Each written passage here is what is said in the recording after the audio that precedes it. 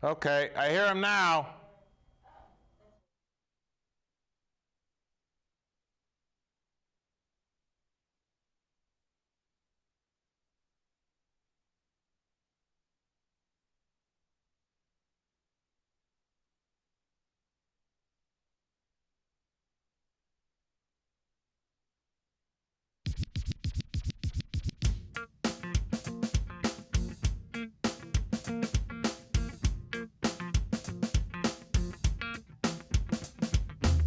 I've been a troublemaker, I've been a late night player, I've been broke as a joke, I've been a money maker, I've been a record breaker, taking credit as an educator, I've been known to spit the flows and make a shaky, shaky thing, popping, locking, stopping, let it hang. Watch us as we drop this hip hop, it's like it stings. We make the whole room drop and everybody sing. We want the funk, we gotta have that funk. We kick it old school, we think we're so cool. We take it back to the past, we gonna act a fool. Up jumps the middle finger, make my Jaeger just. Hello, hello, hello, and welcome to Sports Buzz, a Fan-atical View. I am your host, Scott D. Lewis, here live in studio, Comcast Cable, Channel 23, downtown Danbury, Connecticut, on this, June 13th. Not a Friday the 13th, but unlucky 13. Unlucky 13, if I'm thinking unlucky, I'm thinking last night, unlucky Game 7 for the Bruins, but we'll get to that. Oh, God, surprised I'm even here. We will get to that, but we're here from 637 live and on the air. 203-792-4101 is that number if you want to get on the line and give a call. We'll see if Strange Man is out on the ledge, or if he could be on the ledge for a number of reasons, but he could be dialing up the hotline. We might hear from him. I don't know. He's gone silent on me the last week or so, so I'm not sure where he's at with his Bruins and my Bruins losing last night. Agony of defeat. Let's say hello to my right-hand man, Mr. Bob Broad Jr. hello, Scott. How's it going over there, Bob? Well, I wouldn't be here tonight, actually, if it didn't rain, but Westerners rained. The red-hot Westerners rained out. Opposite of what the Red Sox are doing. It might be some rain up in Boston tonight. They could use any rain out to get the way they're playing, but the Westerners wanted to keep things rolling. But we were hot. We're red hot. 5-0. Rolling into this season, we're undefeated to start the year. We talked on the phone earlier today, and you mentioned, and I did remember, they did have a good series last 7-1 or 7-2 was start last year, but did not make the playoffs. So their biggest concern in recent years has been the streaks. Yes. They get some win streaks, but they also get losing streaks. And the losing streaks go like 13, 14 games sometimes, and then maybe not that long, but the season's only so long. Right. So 5-game losing streaks, 6 games losing streaks are big thing for them to overcome, and it's hard for them to do that. So they have to avoid the losing streaks. We'll take the winning streaks all day and all night, but definitely stay away from those losing streaks if they can. I don't know. We got some of the headlines if we see those, but they've been doing it pretty well with the bats. The bats have been hot. Pitching been pretty well, and overall, the team overall is gelling fine. So let's hopefully it can. And of course, we had the celebrity breakfast last week with Mickey Rivers, Mick the Quick, which was a very entertaining. He was well. There was a couple of times, but otherwise it was really good. Well, Mickey Rivers is a guy who's hard to keep down. Right. They wanted to do a seated situation, but we couldn't get that arranged, so he had to do the podium. And there we see him with Gil Black and the mayor there. So Mickey was a roamer. Yes. Much like his playing days, roaming all over the outfield, roaming all over the base paths, roaming away from the microphone. Yeah. Had to keep him, hard man to keep down. Yes. But he was good. I liked his message. You can tell Mickey Rivers has worked with kids quite a bit. Right, he did. Very much so talking about the kids, working hard, but also getting educated and just doing the work to get you where you are and then keep you where you are. Yeah. And you can get to where you need to be. So he had great messages, and he also had some good stories, and it was good. And then the Westerners followed up with another win, and they get off to this nice start at 5-0. So Right. we're happy about that. Saturday night is going to be Gil Black night. We were talking about the Westerners and how they're 5-0. We do want to move on to other stuff. We don't want to hang up on that too much, but we were also saying Gil Black and Youth Baseball Night is this Saturday, June 15th. Come dressed in your uniform to celebrate local leagues and legends. Yes. So kids out there, youth baseball, come on down with your uniform on, and that'll be good. As we see some of the headlines from the recent winning streak to open the season. And as a quick note for the Westerners, yeah, Adam Octavino who played with us and now is playing with the Yankees, is being moved up in the bullpen. So he's pitching well for the Yankees? Yes, he is. Yankees doing pretty well, although actually they've been losing lately. They lost 4 out of 6 on that road trip to Toronto and Cleveland, salvaged both those series by winning the final games, I think. Then split the rain forced into a doubleheader with the Mets. So that's losing 5 out of 8, I believe, in the last week and a half. They've had some days off. Yeah. Built in and rain. So not only 8 games in the last about 10 days or so. But they'll be back at it this weekend against the White Sox. They're still 41-25, which has them, I think, a half a game up on the Rays at 41-26. Tampa came in and took 3 out of 4 against the Red Sox. So the Red Sox pay tribute to our man Big Papi. That, I believe, took place against the Rangers in that series as the news broke on Sunday. Or no, I think that was in the final game of the Rays. So Big Papi, what is going on down there in the Dominican? Again, I mean, this is unreal. I mean, in the back of the paper it says there, $7,832 to kill. I mean, for an assassination attempt on David Ortiz, Big Papi, one of the all-time, certainly great Red Sox, but all-time great baseball players and ambassadors for the sport. Of course, there's all sorts of stuff out there swirling around, rumors of why this is taking place. I'll save that for the tabloids and the other media who want to get into that. I'm just happy Big Papi, big rumors, but also big miracles, basically, that he's alive. Basically, it's like the Don Corleone. They got him, right, and he's still alive. Right. Bullet went through his back, came out his stomach, in surgery, and he lived. Now, David, our director in there, El Diablo, he's a Dominican, and he thinks this was a mishit. He's saying he thinks they shot the wrong guy. I don't know. We're going to find out. It's possible. I've talked to Richie Bennis, who's our former pitching coach, who's now a Mets, who's down in the Dominican for the Mets. Right. And he says he don't understand why or how this could have happened. Right. Really Broad daylight. Yeah. It was about 8 o'clock, so the sun was not quite down at a public bar. 2 guys pull up on a motorcycle. One gets off and shoots him right in the back. Now they're saying one of the guys was a former police officer. Yeah, they're saying dirty cops on this small payroll. Yeah. 6 guys arrested. 7th they're after. David thinks there's 10 guys maybe involved. So short money for an assassination attempt on one of the great icons of the Dominican. Right. I mean, one of the most popular people ever to come out of the Dominican.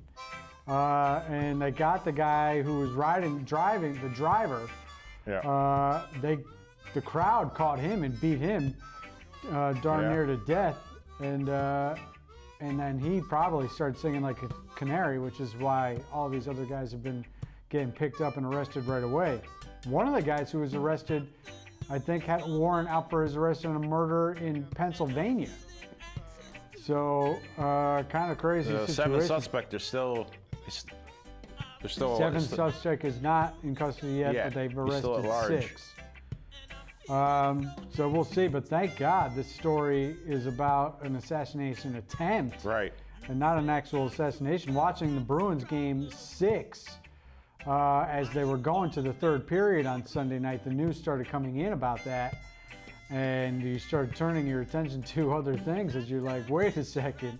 The Bruins trying to keep their season alive, which they did in St. Louis there in Game 6. But you start wondering what's going on with Big Papi. And thankfully, the news kept coming in that he was okay, and it never turned to the worst. So the Red Sox certainly are not getting tribute by playing well. No, they're having their ups and downs. Geez, lost 3 out of 4 to the Rays.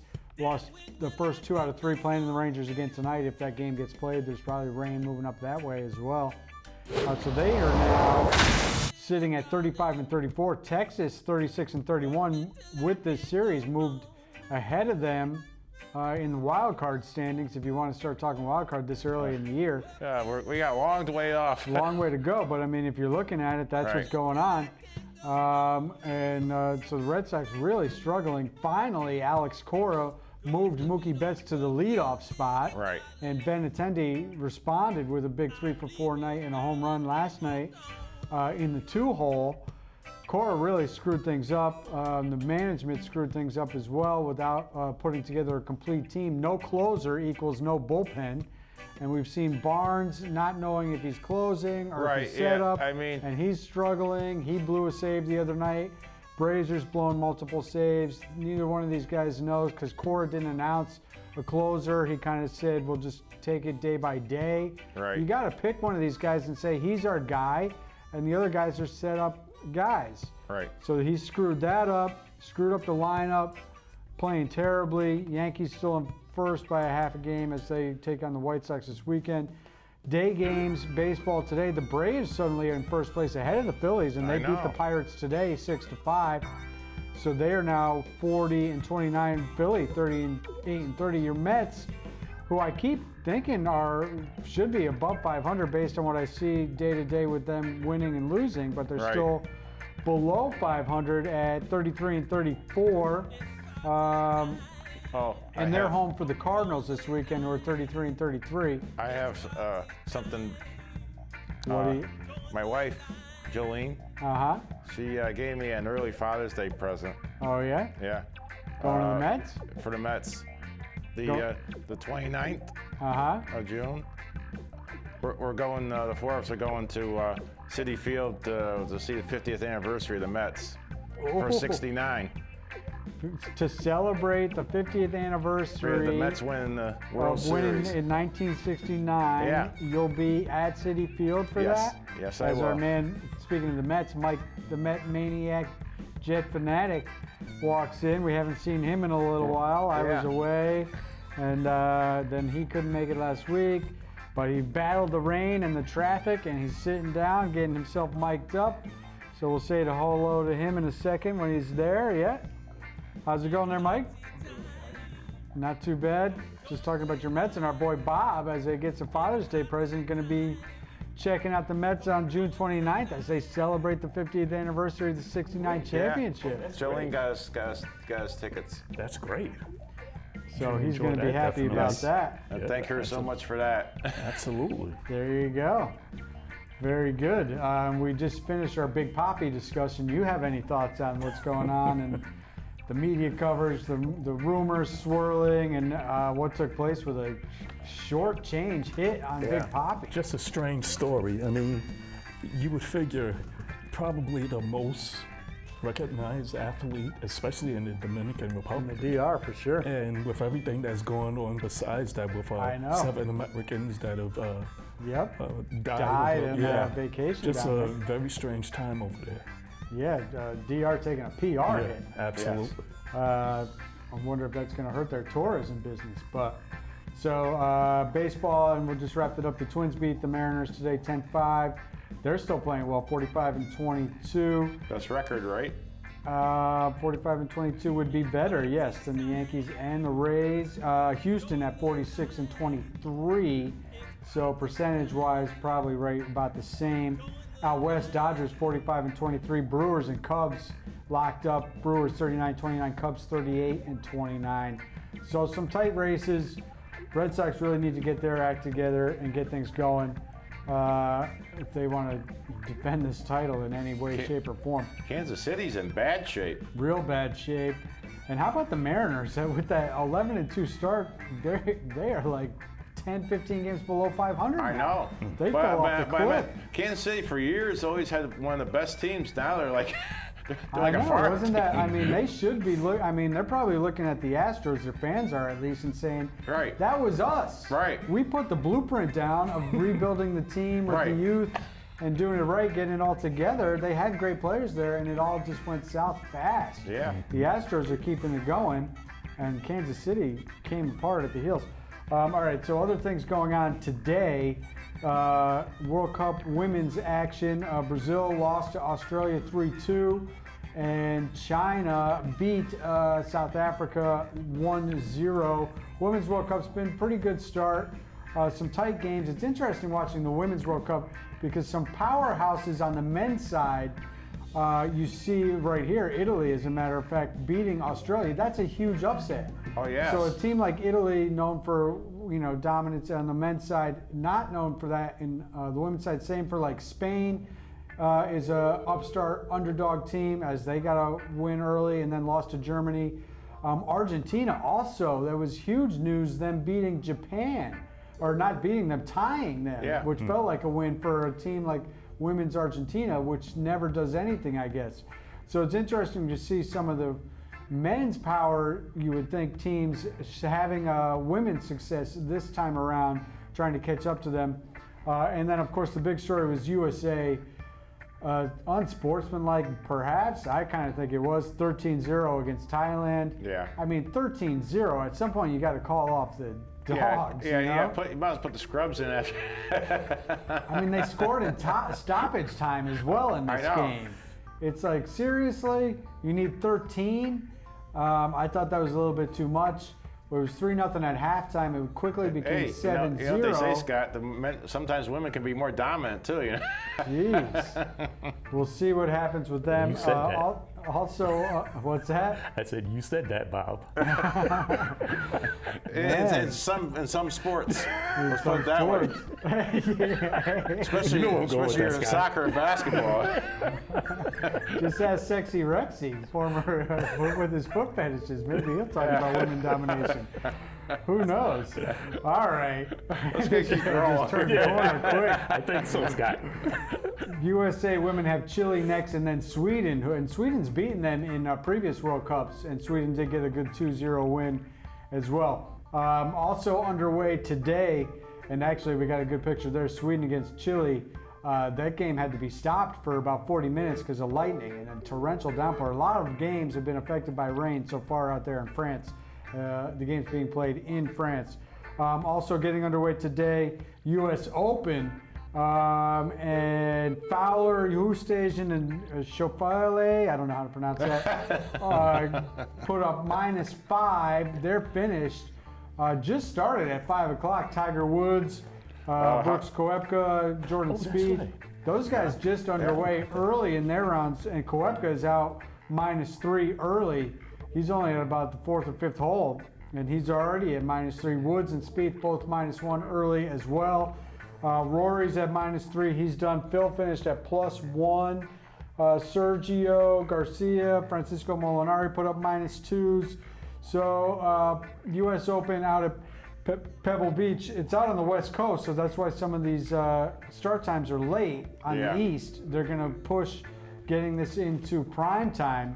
They're going to run up against the NBA Finals tonight. Well, that's gonna be interesting to see who's going to watch what. It'd be flipping because I think between the commercials. You know, Tiger and Koepka and Spieth, they will be finishing probably after, a little bit after that game tips. Yeah.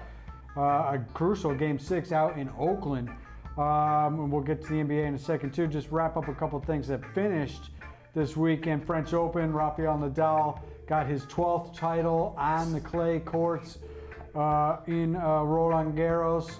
Probably not that much of a surprise. It was a surprise that Djokovic didn't beat him in the final, as Daniel Thiem beat him in the semifinal in 5 sets. And Rafa, of course, took care of Roger in the semifinal in straight sets. And Roger gets his 12th title. And on the women's side, it was Ashley Barty, an Australian, gets her first ever Grand Slam title. So the women's side was really wide open this year. We saw the young American do well, making it to the semi, but she didn't get to the final. And Ashley Barty hoists the trophy for the first time. And then the Belmont Stakes All right, so I've been talking about the Triple Crown leg this year, and I'm still not over the fact that the horse got disqualified in the Kentucky Derby. You know, the second leg, the Preakness, we saw that riderless horse, right? And that horse lost his jockey coming out of the gate.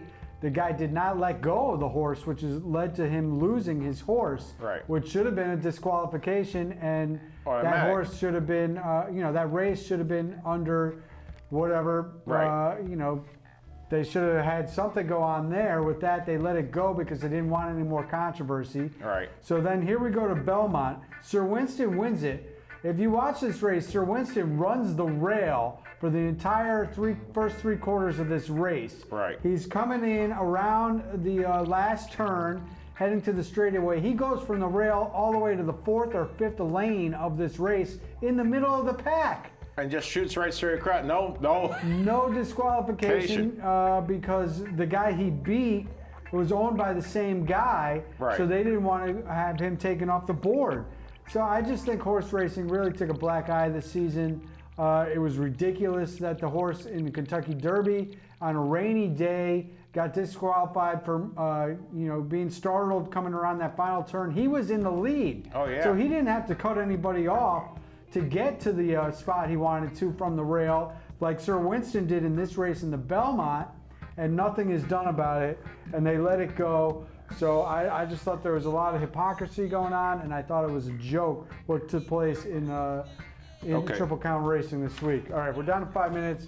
I wasted enough time not talking about what took place in the Stanley Cup. You really don't want to talk about last night, right? I mean, Bob, you go 125 games basically to get to a winner-take-all situation, and it is at home in Boston. First time a deciding Game 7 for a championship of any kind took place in Boston since 1984, Lakers-Celtics, and you get a 4-1 loss against the Blues. Blues, hats off to them getting their first ever Stanley Cup championship. But it was similar to Game 5 in the sense that the Bruins had all the possession. They're getting all the shots on goal.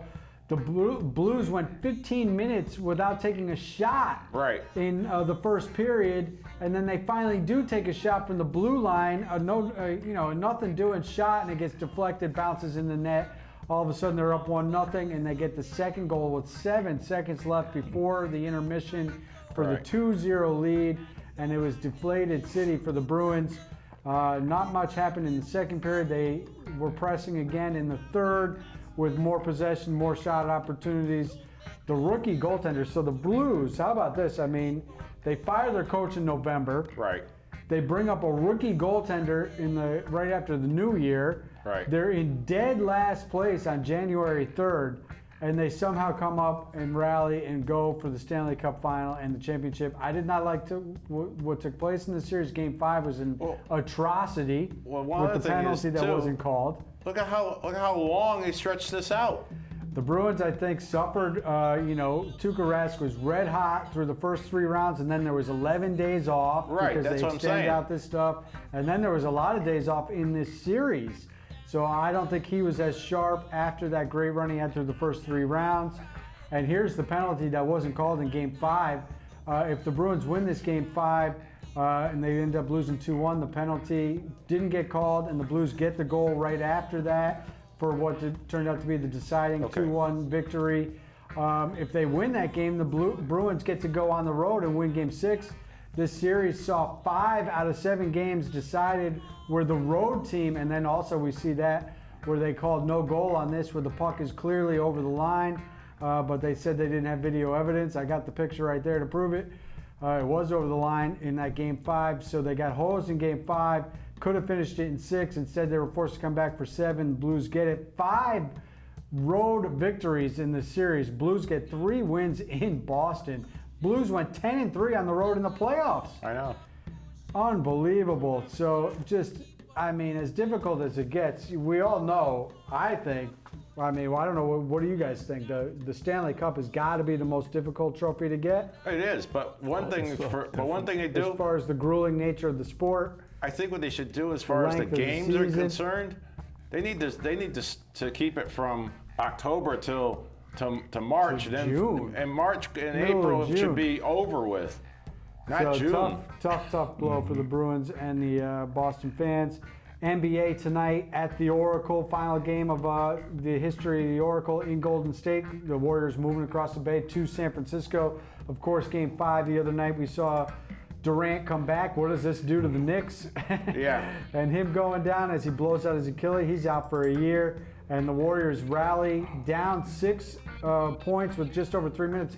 Somebody tell me why, when you go on a great run and you're at home, the building is coming unglued, you're up 6 with 3 minutes to go, and you have the ball, and you call a timeout yourself to take away all the momentum. And they called back-to-back timeouts, as a matter of fact. It wasn't just the one, it was the two. And they didn't score again because the Warriors went on a 9-0 run after that. Right. When you're up 6 and the place was coming unglued because you were about to win the NBA championship in 5. Right. Now you got to go back out to Golden State and try to win it there and avoid a game 7. Right. It's going to be tight out there. I think Golden State wins it. The media has lost its mind with all this stuff. Before the series started, everybody was saying the Warriors don't need Durant because they're 32-2 without him. Then they lose game 1, but they come back and win game 2 with Klay going down. And now everybody's like, the Warriors can't win the series because Klay got hurt. Klay's back. Yeah. I mean, he's back. The media is so lost day to day on all this stuff. All right, thanks for sticking through that blackout we had. Yeah. But we're out of here. We'll see you Happy next Father's week. Day to all the fathers out Happy there. Father's Day to you there, Bob. And everybody else out there. And take care. And good luck, Big Papi. Stay strong. I feel hesitant, but waiting just ain't part of my master plan.